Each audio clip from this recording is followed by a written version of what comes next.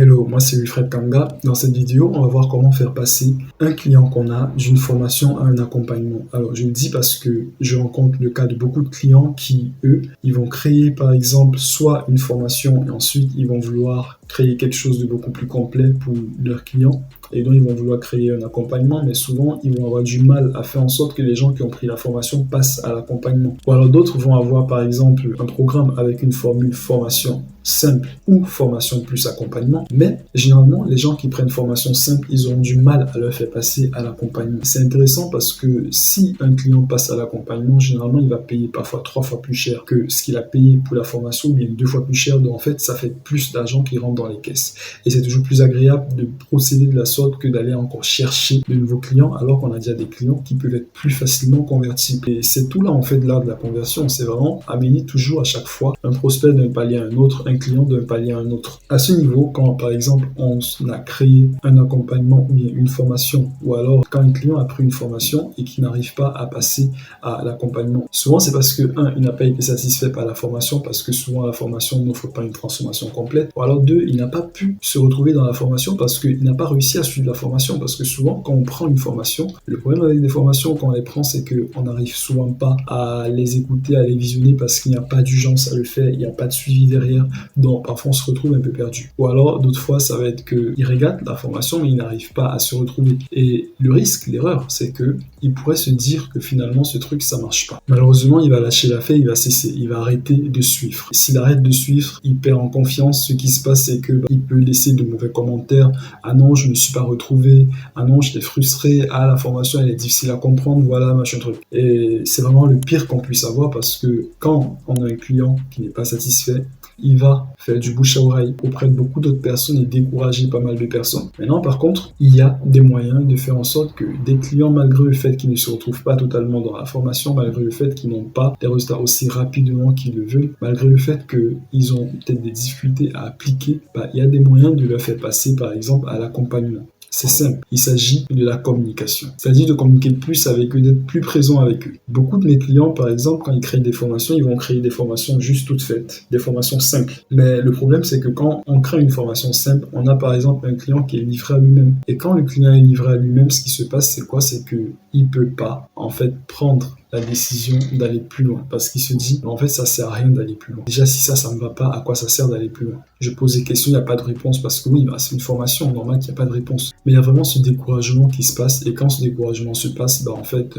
c'est fini, c'est mort. Donc ce qu'on va faire, c'est qu'on va créer un espace de rencontre avec les personnes qui sont dans la formation. L'espace de rencontre, ça peut être par exemple un live par mois. Et ce qui se passe, c'est que pendant le live mensuel, il y a des gens qui vont venir, qui sont dans la formation, ils vont dire en fait moi j'ai regardé ça, j'ai ça, j'arrive pas à bien comprendre, est-ce que tu peux m'en dire plus? Et là, on va répondre aux questions, mais on va leur dire, écoute, prends l'accompagnement, tu iras beaucoup plus vite, tu auras plus de suivi là-dessus, et on va même t'aider à le faire, donc tu seras moins livré à toi-même. Et la plupart des gens qui vont poser des questions, on leur recommande de prendre l'accompagnement en leur faisant comprendre à quel point, au stade où ils en sont, ils ont vraiment besoin de l'accompagnement. C'est-à-dire, le problème, c'est pas qu'ils n'arrivent pas à comprendre la formation, ou bien qu'ils n'arrivent pas à l'appliquer, ou bien qu'ils n'arrivent pas à la mettre en place, parce que parfois, quand bien même la formation est hyper complète, on a besoin de se faire suivre dans l'application, dans la mise en place, on a besoin de se retrouver. Et donc, il va falloir leur dire, écoute, ce que moi je te recommande, en fait, c'est de prendre un accompagnement dans lequel on va te suivre, on va t'aider à passer au-delà de tout cela beaucoup plus facilement, beaucoup plus simplement et beaucoup plus rapidement. Donc, du coup, ce qui se passe, il y a le contact qui se crée via un live, on discute, c'est drôle, on revoit en fait l'énergie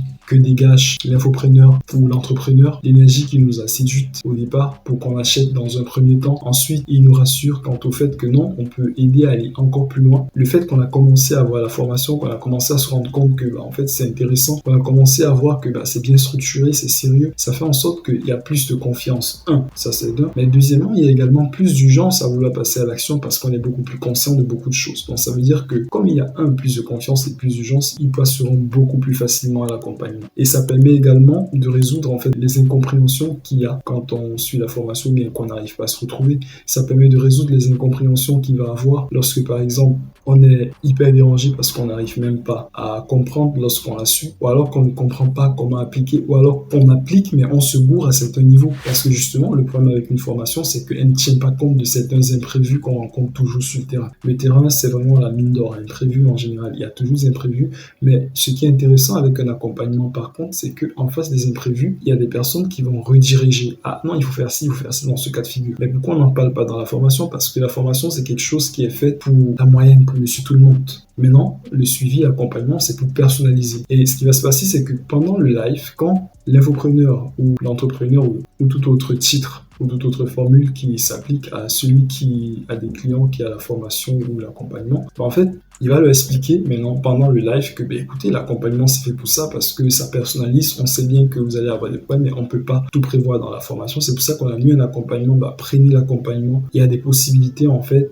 On peut vous donner des facilités de paiement si nécessaire. Voilà. Ça permet de faire en sorte que les gens ils passent à l'accompagnement ou bien ils prennent rendez-vous pour mieux comprendre. On leur donne la possibilité soit de payer directement, soit de prendre rendez-vous, poser plus de questions par rapport à ça parce que justement, comme je l'ai dit, l'accompagnement va coûter 2 fois plus cher que la formation, parfois 3 fois plus cher. Donc, c'est quand même un réel investissement et parfois il faut conseiller. La personne va avoir besoin d'un coup de fil, d'un contact avec une personne qui va lui donner plus de conseils, qui va plus le rassurer, qui va lui faire comprendre que non, t'inquiète, c'est le bon choix, tu vas bien rentabiliser ton investissement plus rapidement pour X, Y, Z raison. Donc du coup, c'est bien, oui, de proposer de payer, mais c'est aussi bien de proposer par exemple de rencontrer un membre de l'équipe qui va peut-être répondre à d'autres questions si on a plus de questions sur l'accompagnement. Et là, ce qui se passe, c'est que ping, le degré de confiance monte encore plus et quand le degré de confiance monte encore plus, derrière, il y a plus de ventes. Et plus de personnes passent de la formation à l'accompagnement. Tu vas être choqué de te rendre compte que ça peut constituer un surplus, mais plutôt intéressant en termes de chiffre d'affaires. C'est vraiment ce que je recommanderais à beaucoup de personnes. Et c'est d'autant plus percutant que parfois, je vois des gens qui ont des grosses bases, de donner de grosses bases d'emails de clients qui sont juste là, qui stackent, qui ne font rien. Et là-dessus, je vais les recommander à côté du fait de donner des conseils, par exemple, des lives, par exemple, une fois par mois dans la formation. Je vais leur recommander également de nourrir ces contacts-là d'email qui va leur permettre en fait de renforcer davantage le fait que la compréhension, que l'accompagnement peut les aider à passer à un autre niveau, de renforcer davantage le fait que ça peut être plus rapide pour eux, de renforcer davantage le fait que en fait il faut vraiment qu'ils se servent de cette formation-là pour changer parce que du coup parfois c'est un prennent la formation mais ils la lisent pas, ils l'écoutent pas, ils passent pas à l'action. Donc ça va permettre aux gens de se rappeler que j'ai un engagement qui est la formation mais il faut vraiment que je l'écoute, il faut vraiment que je la suive. Si je suis vraiment bloqué, c'est peut-être que j'ai peut-être besoin de l'accompagnement et ça augmente encore le taux de conversion de la formation vers l'accompagnement. Les gens négligent beaucoup la puissance des emails, mais c'est dingue. Quand on sait faire des emails, je parle pas de celui qui va faire des emails avec une stratégie qu'on va lui donner, je parle plutôt de celui qui va identifier un problème, qui va être en mesure de définir une stratégie d'emailing par rapport à ça et qui va la développer, la dérouler pour créer plus de conversions. Mais là, c'est juste quelque chose de fou. C'est dingue. Et chaque fois qu'on le met en place avec des clients, ça produit des résultats de fou. Il y a des clients avec qui on va mettre une séquence email très claire, très précise et ça va leur permettre de faire peut-être 10 000, 20 000 euros de plus régulièrement en récurrent tous les mois pour rien. Juste parce qu'on a défini une stratégie, on a compris le problème, on a pensé à quelque chose auquel même eux, ils n'auraient pas pensé. Donc, du coup, derrière, bim, résultat immédiat. Oui, savoir faire de la technique, savoir dérouler des stratégies marketing, ou bien savoir peut-être faire du copywriting, tout ça, c'est bien. Être en mesure de voir, d'identifier un problème, de connaître le bon agencement de stratégie marketing à mettre en place,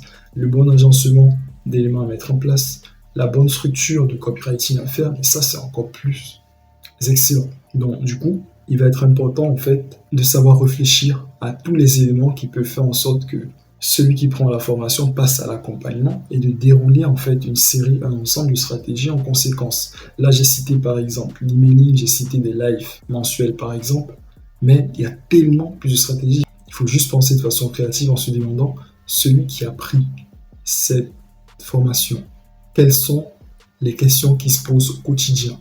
Quels sont ses blocages, quels sont ses problèmes, et lui présenter l'accompagnement comme étant la solution à cela. Et dès lors qu'on trouve toutes les façons de le faire, on a plus de chances de le faire passer de la formation à l'accompagnement. Allez, c'était tout, à plus tard. Ciao, ciao.